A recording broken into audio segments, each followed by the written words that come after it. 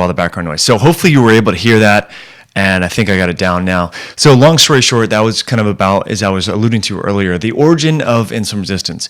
And as I mentioned before, just very, before that I played that clip, there's many different origins, right? There's many different subtypes or pathways to insulin resistance in type 2 diabetes.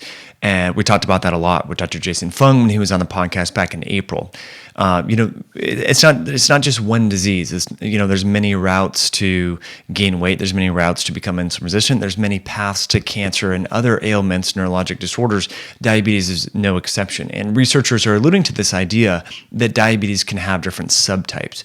And so that's what the classical subtype of inactivity, excessive carbohydrates that are of high glycemic in nature and so forth. That subtype might be could be characterized by this hepatic insulin resistance, and the liver kind of becomes its own glucose factory and fat synthesizing factory, and that can create too many free fatty acids floating around the body. And this is an important point that I wanted to address that becomes a little bit confusing when people in the vegan community hear about the ketogenic diet, and they hear that they read these different papers and they'll where an animal model, for example, the muscle tissue is being biopsied or whatever. I was just looking over here to see if something was playing, and I was praying that it wasn't. Where the muscle tissue is being biopsied, and the researchers will talk about high levels of free fatty acids, de novo lipogenesis, and all that. And then they kind of correlate fat causing insulin resistance, but it's a very context-specific discussion that we need to understand, and that's this. Okay, when you eat dietary fat, there's really no in the context of a ketogenic, low-carb, high-fat style diet, right? Let's just put that as the kind of the canvas over this discussion. Insulin is not going to be raised in that context, right? Assuming that you're not having multiple meals, assuming that you're doing some level of exercise, time-restricted feeding, something along those lines, there's not going to be high levels of insulin around. And so therefore, the message in the body is not going to be to stimulate these levels of free fatty acids. It's going to be more dependent upon utilizing the free fatty acids due to that hormonal signal, okay? So that's where, the high-fat diet should not be kind of clumped in with these tissue culture or animal model studies where they see high levels of free fatty acid in a muscle tissue causing insulin resistance. It's not really the case. Does that make sense? I want to clarify that because that comes up a lot. That question comes up a lot, especially from people that are vegan or vegetarian. They're hearing about keto and they listen to someone like Michael Greger or other people on the internet, and they see the studies that those, proponents of the vegan or vegetarian diets are utilizing to see high-fat diets are bad because they cause insulin resistance at the cellular level. Okay, that's a context-specific application. I'll give you an example of that. In endurance athletes that are out there training, or even strength-performing athletes, anyone who's athletic, they do have high levels of what we call intramyocellular lipid deposition. That is fats within the muscle tissue. They're very paradoxically insulin sensitive, so it's all context dependent. In learning more and so about as long as you're compressing that feeding window, implementing some element of time-restricted feeding while you're doing a low-carb, high-fat ketogenic style but diet, now I'm not sure what to do you're from not there. going to be causing If you could just point me in the right direction. Cell-specific my insulin sensitivity from hip high levels of free fatty acids. I know that gets a little complex, but I actually wanted to make a video on this for a very long time because this question does come up. So anyway, let me see if we're doing good on the audio, and I'm afraid that for a while there, playback is going. Oh my gosh. Oh, Angela Heap. All right, I just have to delete that shot, guys. I am so sorry. Delete shot. I'm just deleting this whole layer. Delete.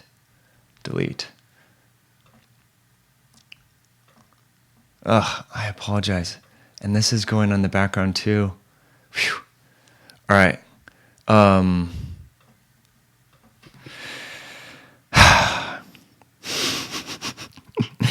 we good now, guys? We're still not good? Oh my gosh, I'm going to have to redo this or just delete this.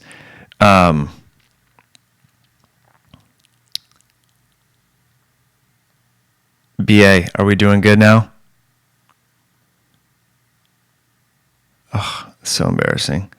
I should totally just delete this. I am so sorry, guys. This Wirecast function can be a little bit dicey. Let me see here. Where are you at, guys? Live chat. Oh, Elena, you know what? Because Angela Heap's email was there, or Erica Hip, I'm really, really apologetic. Well, I guess, you know what, after this live video, I'm just going to make sure that I answer your questions. I'm going to delete this and we'll redo it later on. But what questions do you have? I apologize for this. I was really hoping that this would be informative for you. and it looks like it wasn't. Oh, man. Aaron West, that's a good idea, because you know what? The headphones actually help. That's a really good question. The headphones actually help because what Wirecast does is it turns off all the reverberation, and I don't know how to turn it back on. It like gave me a message saying that there was some pinging in the background, and I don't know how to turn it back on. But anyhow, that being said, guys, I'm here for you right now. I'm probably going to delete this video afterwards. So what questions do you guys have now? I feel really silly right now. I feel really, really silly. Man, I got to get this live thing down. I really, really do. All right. Well, let me just see if you guys have any important questions. Andrew says, this is hilarious, dude.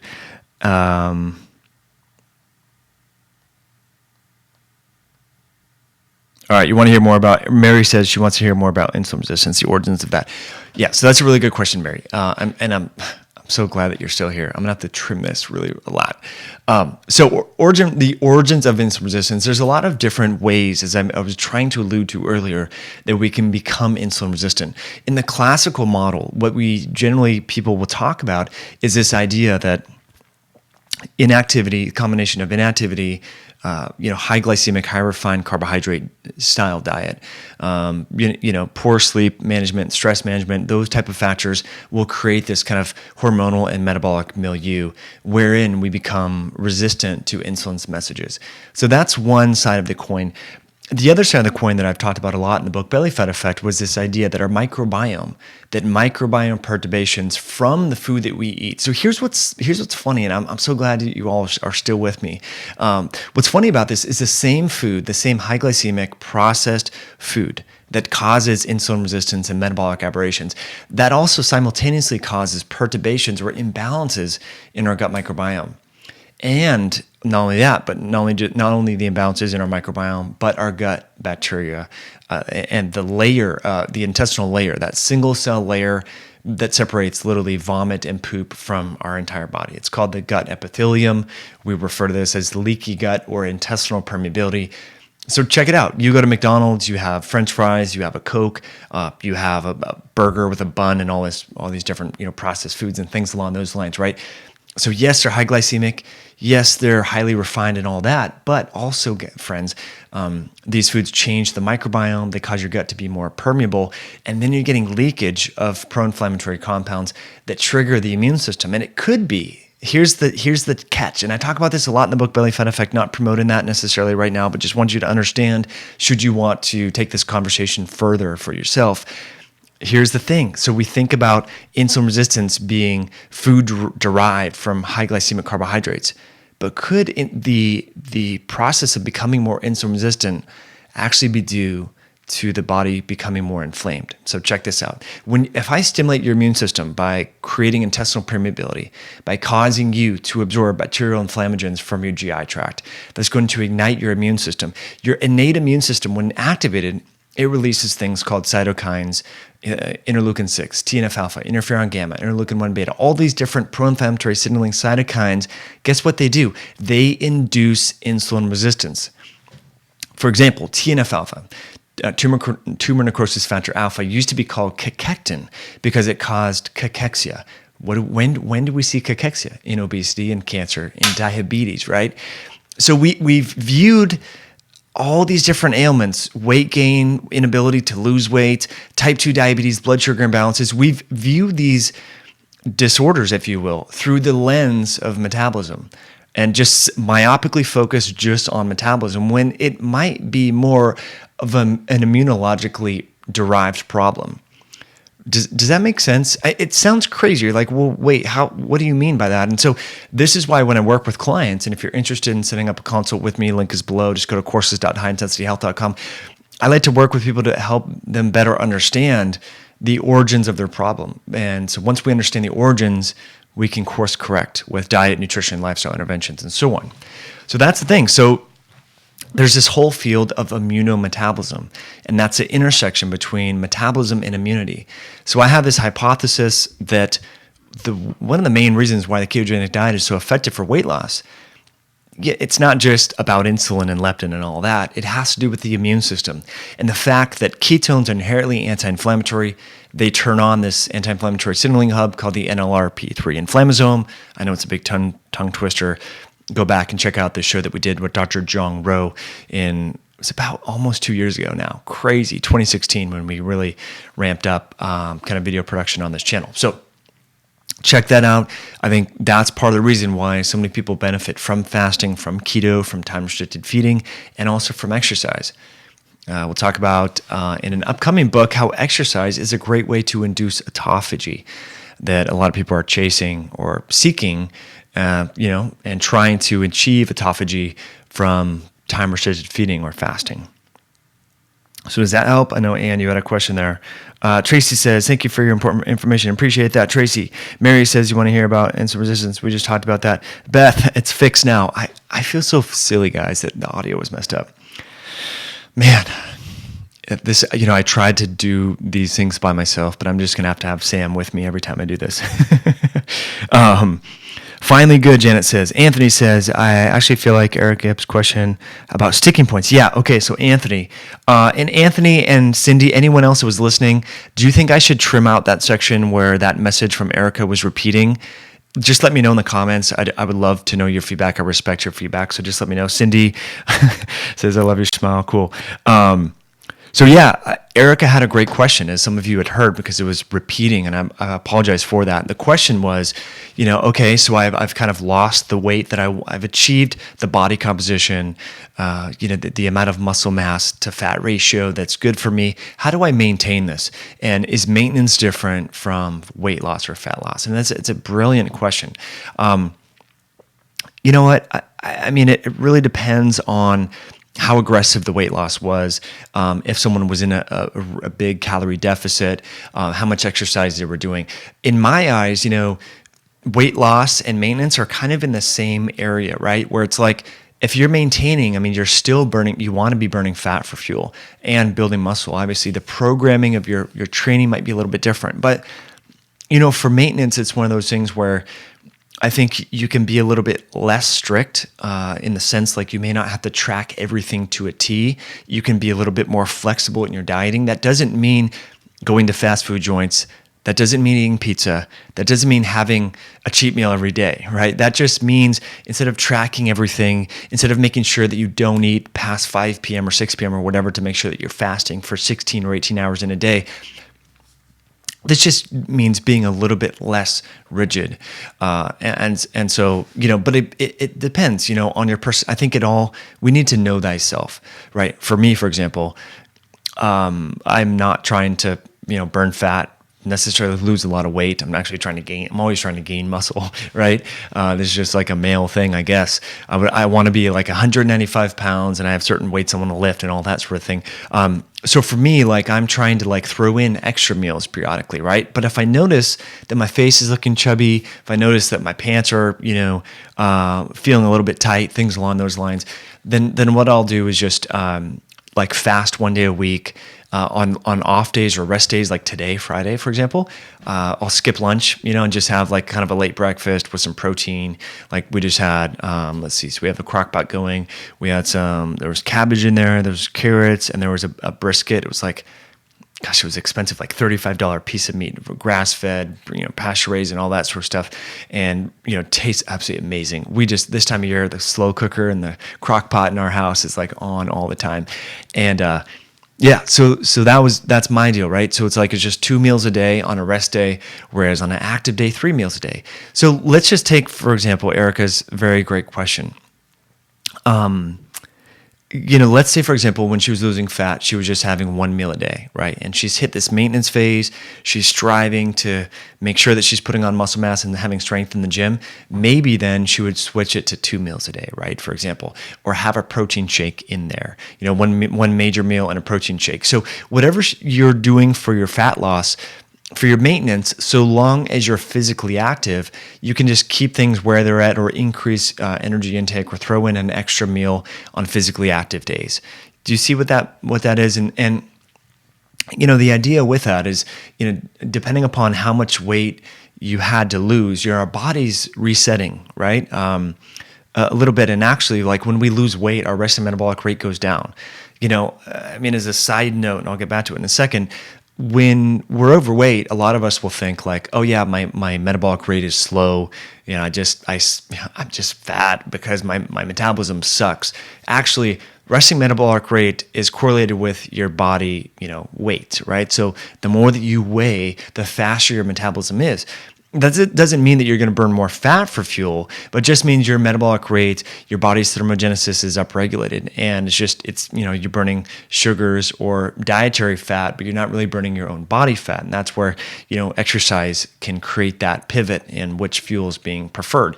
So as you lose weight, your resting metabolic rate will go down, and so that's why when you hit your maintenance weight, you can't just say, oh, okay, I can just eat whatever I want or whatever, because once you start eating whatever you want, you need to keep in mind that your resting metabolic rate or your metabolism has slowed a little bit because your body's thermostat is still adjusting to this new weight, right? And so you need to keep that in mind. So it doesn't mean that you can just have a free-for-all once you hit that maintenance kind of period. But I think we should all strive, to constantly be improving, right? And as a side note, we're always either burning fat and sugar for fuel. Even though we're in ketosis, we're fasted and all that, it's just a matter of proportions throughout the day and throughout, your energy demands and whether you're in a fed state or a fasted state, right? And so what we want to encourage our bodies to do is really start to dip into that body fat. And that's why I love exercise. I love fasted exercise, strength training, increasing muscle mass and all that. Anthony says, yes, delete it. Ashley says, don't feel silly. I appreciate that, Ashley. Elena says, really want to increase strength. I like to work out fasted, but I'm starting to feel it may not be enough. Should I increase calories during the day and still work out fasted and add some extra food during the workout? So Elena, I believe that's how I pronounce your name. I hope that is. I love this question. This is a brilliant question, something that I struggle with all the time. So the perception is that if we work out in a fasted state, then what that's going to do is cause our body to burn more fat for fuel. And that's kind of an interesting way to think about exercise. For example, if we're trying to gain muscle, if we're trying to gain strength, those are not inherently good exercises for burning fat for fuel, right? Now you're like, wait, what? What do you mean? And what I mean by that is, if you were to biopsy the muscle tissue and look at the substrates that are being oxidized or utilized during weightlifting, powerlifting, or even CrossFit, it's largely glucose that is being utilized to fuel those movements because they're short duration, high intensity, right? Fatty acid oxidation requires oxygen, right? And that's why when you're sprinting, your legs hurt because you literally can't get enough oxygen to embark, fatty acid oxidation, beta oxidation.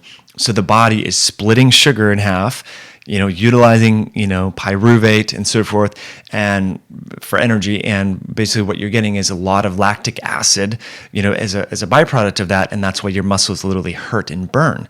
And that's why you can't run fast forever because literally there's going to be so much lactic acid and carbon dioxide and so forth that you're going to have to slow down, right? But you can bike at a moderate pace almost perpetuity if you're physically fit, right? Because you're burning fat for fuel. There's not a lot of oxidation or fermentation of sugar, right? You're utilizing the so-called, beta oxidation pathway through the mitochondria that's oxygen dependent, and that process can go on forever, okay? So that being said, why do people in the keto community really emphasize working out fasted, working out in a fat adapted state and all that? And I don't know where that really comes from because, again, most of these workouts are glycolytic in nature. When I go, like I lifted yesterday, right? I lift 4 days a week, 5 days a week, it depends. So I did deadlifts with chains. I did squats with bands, lunges. It was a lot of posterior chain, a lot of glutes. Went fairly heavy, pretty sore today and all that sort of stuff. I wanted to have as much fuel in the tank as I could. That's just my perception. So I did not want to do that workout fasted. Actually, I just had a PR a couple weeks ago squatting because I hurt my back in my 20s and I couldn't lift for crap in terms of squats. The heaviest I could go was like 250. Hit 275, which I know some of you are like, what? That's a PR. And it's like, I know I hurt my back. But I was fasted and I could barely hit 265, and I went and ate a banana and hit 275. Like everyone around me was like, dude, you got to do another set, go heavier. But that was already like my 9th set. So anyway, getting back to Elena's question here is when you're trying to work out for strength, power, hypertrophy, don't focus on being fasted.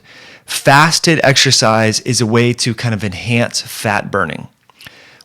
Another great way to enhance fat burning is to just hit it hard in the gym, lift a lot of weights, cause a lot of adaptation to your muscle tissue so that for the next 24 hours or 36 hours, your resting metabolic rate and your ability to burn fat for fuel is going to be increased because muscle tissue is the major site in your body that is going to burn fat for fuel. Does that make sense? Okay, let me just say it one more time to clarify and rub it in because I know sometimes these things are hard to get our head wrapped around. A lot of people in the keto space talk about exercising fasted. That's good for cardio, that's good for lightweight stuff, that's good for a weekend hike, that will enhance your body's ability to burn fat for fuel.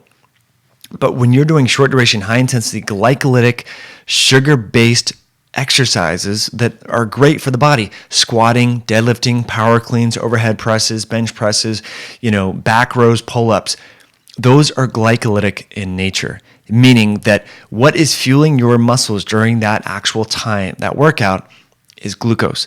There might be some fatty acid oxidation, but these are not necessarily aerobic exercises. These are anaerobic exercises, and kind of by nature, by default, this is just basic physiology. The body's utilizing glycogen and sugar to fuel that activity. Does that make sense? And so there's no problem in having food on board to make sure that you have a good workout. Because if you have a good workout and you deplete your body's glycogen, guess what happens? In the post-workout window, fatty acid oxidation increases. So I think and I'm going to make a video on this. I got to make a longer expanded video because there's this fallacy that we always have to be burning fat for fuel to be good fat burners. And that's actually not the case. Look at a sprinter versus a marathon runner. Sprinters are not necessarily always burning fat for fuel. You do a 100-meter dash, that's all, glycolytic based, right? You do a 400-meter, maybe you start to get into fatty acid oxidation, but still the intensity of that exercise is mostly glycolytic. It's anaerobic. That's why your legs burn when you do a 100 or a 400-meter sprint, right? But those people are very lean. Those athletes are generally very lean, very muscular, probably have a lower body fat percentage compared to like someone who runs middle distance or even long distance events. Does that make sense? So don't be afraid to fuel your body, even with some carbohydrates, so long as you're going to do a good workout. And in the post-workout window, that's when you're going to burn fat for fuel. Elena and other people that are still here, does that make sense? I know it's a little bit to get your head wrapped around that. And it seems a little contrary to what we've been hearing in the keto-based community, but that's what's going on. And you'll be surprised at your body's ability to recover from strength-based or performance-based, hypertrophy-based, bodybuilding style or powerlifting style exercises. All right. That was a long answer. All right. So someone says, how to raise your resting metabolic rate permanently. Elena, makes sense. Elena, sorry, I know that was like really long and drawn out. And I just want to let you guys know that these live sessions are brought to you by our very own Myoscience Nutrition, which is available on Amazon.com. One of the products that's been super, super popular that we formulated is called Myo Relax and Calm. And I want to tell you just in 20 seconds or less why this is very important and how this can help you with your sleep and with blood sugar health. You see, a lot of us are trying to improve our body's ability to better tolerate blood sugar ebbs and flows and compress that and all that sort of thing.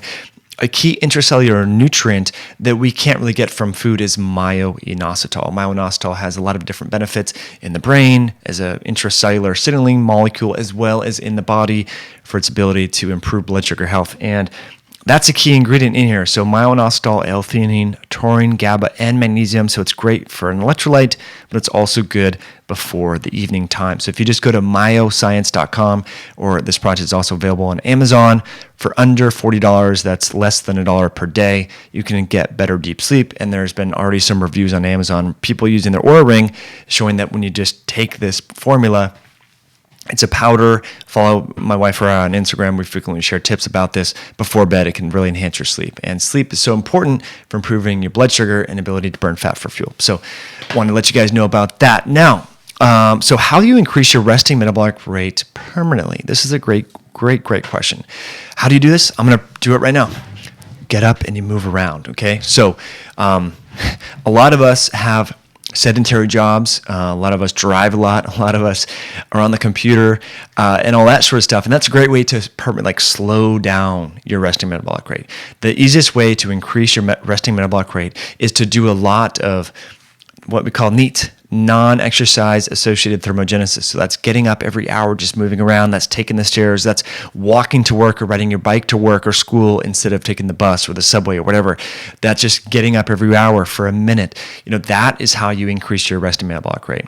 Of course, your diet, plays a big role. Not snacking all the time can help to pivot the hormones and everything along those lines. But outside of taking thermogenic type agents, a lot of caffeine, a lot of ergogenic aids, ephedra, clenbuterol, things like that, I think exercise and just overall movement is one of the best ways to improve your resting metabolic rate. And the other way to affect your resting metabolic rate, RMR, Mike, come on, is to not always diet all the time, right? So don't go from diet to diet to diet. Your resting metabolic rate can be suppressed for over 18 months by embarking on a very low calorie diet for just 12 weeks. This was a study I talk about in the book Belly Fat Effect, and this was New England Journal of Medicine. There was a lot of people, a lot of patients, a lot of subjects in this study, and that was profound to me.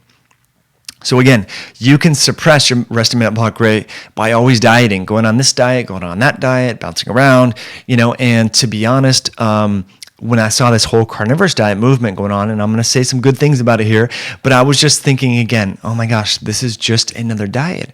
We're going from Whole30 to paleo to keto to low carb and now carnivorous. And then I don't know what's next. I think it's going to be the fasting mimicry diet.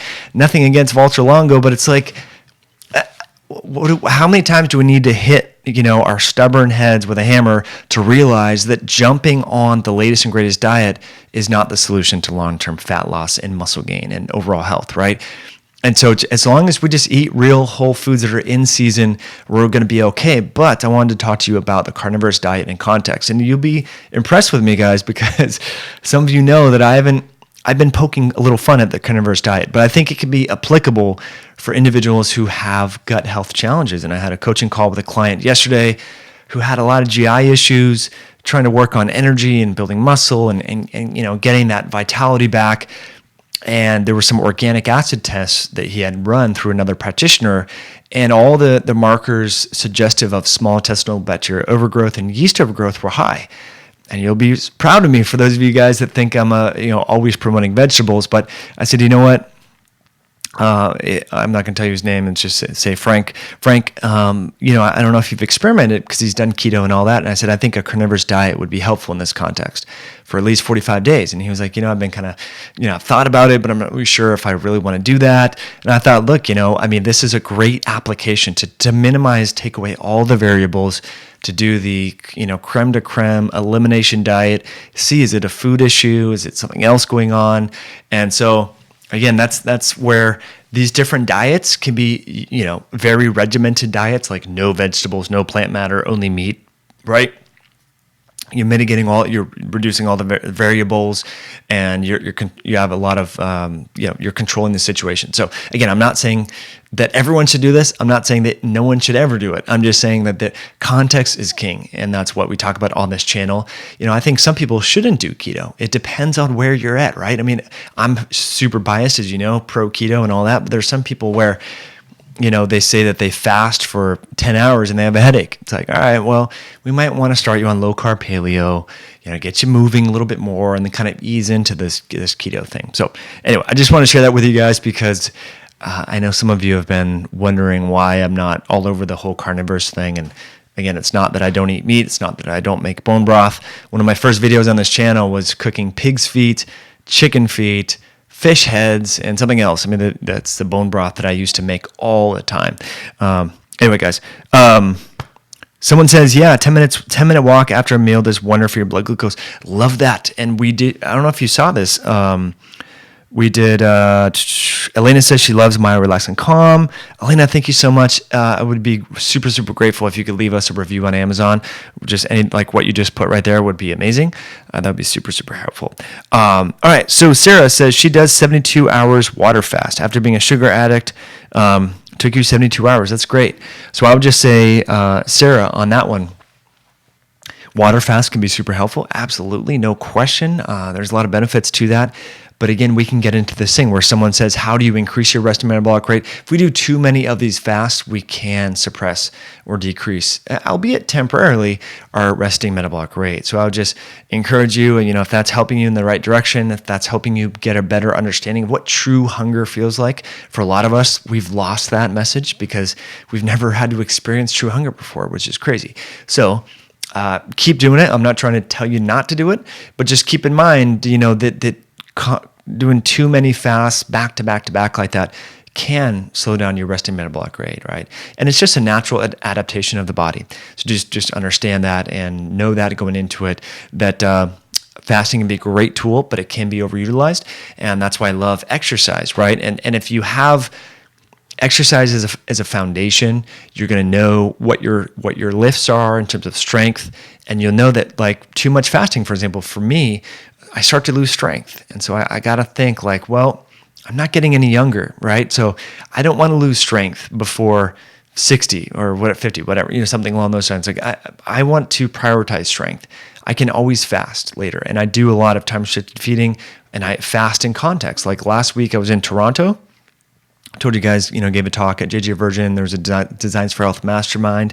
It's an awesome event.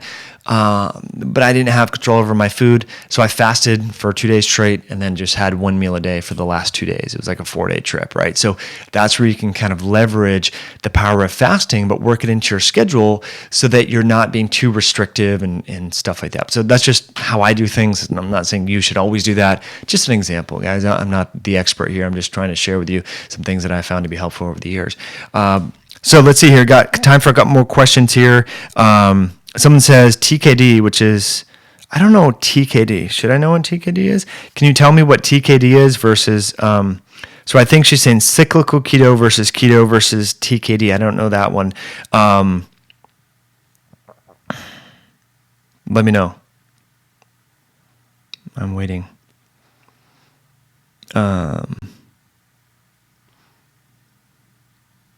Yeah, I'm not getting that. So cyclical keto can be super helpful, especially if you're physically active.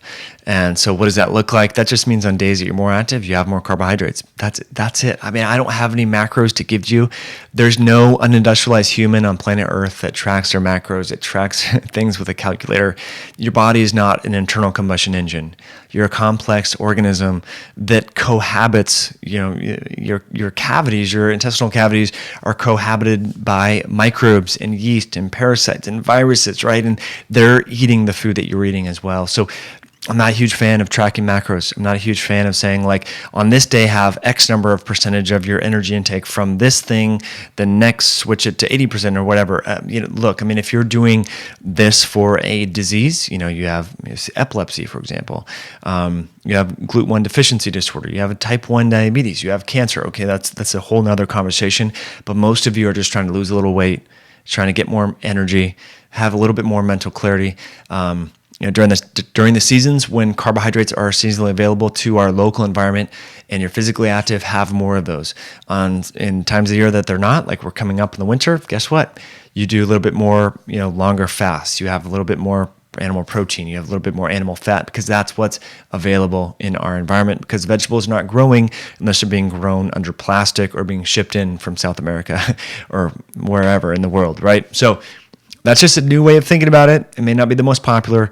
People I know want very specifics, but I think we can run into problems when we talk about specifics in the long-term format. So strict keto, great for disease-specific applications, diabetes, obesity, epilepsy, cancer, things along those lines. But we want to encourage you to, again, harvest food from your own environment when possible, guys. So that's it for today. Sorry for that slow, sluggish start. I'll make it up for you. I got some really good videos around. And if you want me to keep doing these Fat Loss Fridays, hit that like button, tag a friend, share this with someone that you care about that might benefit, and support our show sponsor, Myoscience Nutrition. That what I love about, kind of what we're doing here is, we're focusing on muscle. As you know, myoscience is derived from muscle science. Myo means muscle.